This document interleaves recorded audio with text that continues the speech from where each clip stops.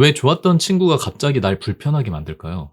아무리 잘 지내려고 노력해도 대화만 하면 더 상처받고 미묘한 신경전에 결국 만나기 불편해져 버린 관계. 아마 많은 분들이 한 번쯤 겪어봤을 겁니다. 저도 똑같은 경험이 있었고 그때는 이유를 전혀 몰랐어요. 그런데 우연히 본 책 한 권 덕분에 왜 이런 일이 일어나는지 완전히 이해하게 되었습니다. 제 인간관계 관점을 180도 바꿔준 책을 삶에 적용하며 사는 남자의 이야기, 책삼 스토리 첫 번째 이야기를 시작하겠습니다. 오늘 첫 번째 이야기로 소개해드릴 책은 예스를 끌어내는 설득의 심리학이라는 책입니다. 이 책은 제가 우연히 스터디 카페에서 본 책인데 앞서 말씀드린 이 친구나 인간관계를 이해하게 해줬을 뿐 아니라 제가 심리학이라는 세계에 관심을 갖게 된 첫 계기의 책이 되어주기도 했어요. 시중에 설득의 심리학 관련 책은 많은데 이 책이 유독 좋았던 이유는 방법이 아니라 원리를 알려줬기 때문이었습니다. 사람을 설득하려면 이렇게 해라, 저렇게 해라 이런 게 아니라 이 책은 이렇게 말해요. 모든 사람은 이기적이고 자기중심적이다. 그리고 이걸 나쁘게 보지 않는 게 관계를 이해하는 출발점이다. 우리가 음식을 먹어야 생존을 하듯이 우리의 자아도 항상 먹이를 필요로 합니다. 인정, 존중, 성취감. 이게 충분하지 않으면 자존감이 낮아져요.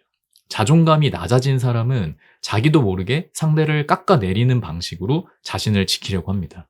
이게 바로 이 책에서 말하는 핵심이었고 이걸 이해하는 순간 한 친구의 얼굴이 떠올랐어요. 제 친구 중에 아무리 좀 잘 지내려고 해도 마음은 그렇진 않은데 이상하게 자꾸 서로 이제 기분 나쁜 말이 오가면서 결국에 만나는 것 자체가 불편해지던 친구가 있었어요. 제 여자친구를 소개하는 자리에서도 심지어 본인 여자친구를 소개하는 자리에서도 저를 쓰레기라고까지 표현을 하던 친구였습니다. 처음부터 이렇게 불편했던 친구는 아니었는데 처음엔 오히려 호감이 있었고 친해지고 싶었던 사람이었어요. 그런데 어느 순간부터 서로 긁고 긁히고 미묘한 신경전과 공격적인 말들만 남은 좀 불편한 관계가 되어버렸습니다. 도대체 왜 좋았던 친구가 이렇게 변했을까요?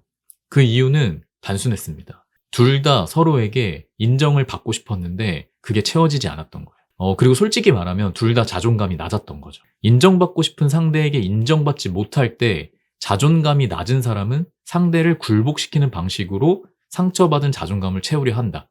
이게 이제 책에서 배운 핵심이었고 이걸 깨닫게 된 거죠. 이 관계에 빠져들면 계속해서 미묘한 신경전과 불편한 감정들이 롤러코스터를 탈 수밖에 없어요. 여기서 이제 책에 힘이 생기는데 이렇게 몰랐던 부분을 우리가 이해를 하고 나면 바라보는 관점이 달라지게 돼요.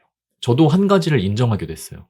저 역시 그 친구에게 인정받고 싶어 했고 제가 원래는 되게 좋아했던 사람이었다는 사실을 다시 알게 된 거죠. 그러자 이상하게도 그 친구가 밉기보다 이해가 되기 시작했습니다. 물론 뭐 이해가 된다고 상처가 바로 사라지진 않아요. 그때는 이미 관계의 골이 너무 깊어져 있었고 이제 다시 다가갈 용기까지는 내진 못했거든요. 하지만 이제 새로운 사람들과의 인연이나 지금 만나고 있는 친구들과의 관계에는 충분히 다시 생각해 볼 수 있었습니다. 저는 그때부터 하나의 기준을 세웠어요. 평소에 잘 지내던 친구가 갑자기 나를 꼽주거나 무안하게 만들거나 미묘하게 공격을 할 때, 저 친구가 나에게 인정받고 싶은 게 있구나를 먼저 떠올려 보는 겁니다. 그리고 혹시 내가 존중하지 못했던 부분은 없었는지 스스로 저를 좀 돌아보기도 합니다. 반대로 제가 어떤 친구에게 이유 없이 기분이 나쁘고 계속 공격적인 말을 하고 싶고 그런 저를 조금 발견하게 되면은 이렇게 생각해 봐요. 내가 저 친구한테 인정받고 싶은 게 있구나. 그리고 가능하면 그걸 솔직하게 이야기하려고 합니다.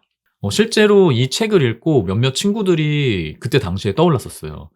저는 책을 삶에 적용하는 사람이니까 용기를 내서 이제 커피를 한잔 하자고 연락을 했습니다.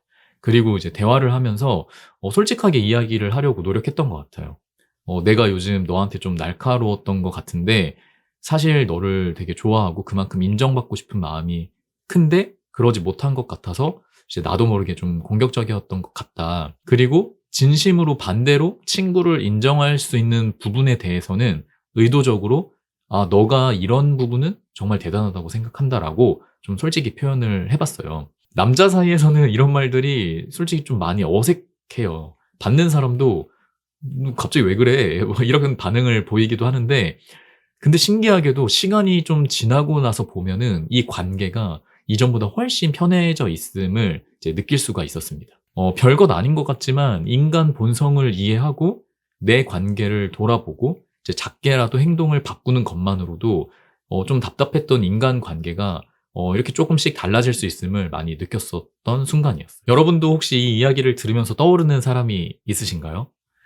나도 그 친구도 서로 인정받고 싶었던 건 아니었는지, 하지만 이를 솔직하게 표현하지 못하고 맘에 없는 말들로 서로 상처를 주고 있진 않았는지 한번 생각해 보시면 좋겠습니다.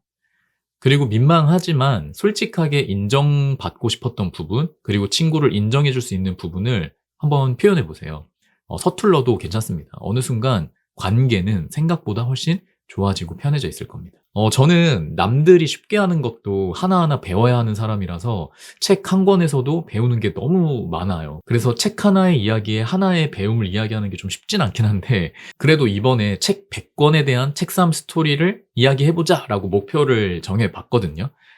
심리, 뇌과학, 자기계발과 같은 책들이 될 텐데, 제 구독자분들은 아시겠지만 저는 책을 인생역전이라고 해야 되나? 어쨌든 인생을 변화시키기 위해 읽는 것인 만큼 이렇게 삶에 대한 이야기가 오늘처럼 많이 들어갈 겁니다. 아마 100편 목표 달성을 하게 되면 여러분도 100권 읽은 효과를 느끼실 수 있지 않을까 기대해 봅니다. 그럼 오늘은 여기까지 마무리하고 첫 번째 이야기 들어주셔서 감사합니다. 다음 이야기로 또 찾아뵙겠습니다. 오늘의 핵심!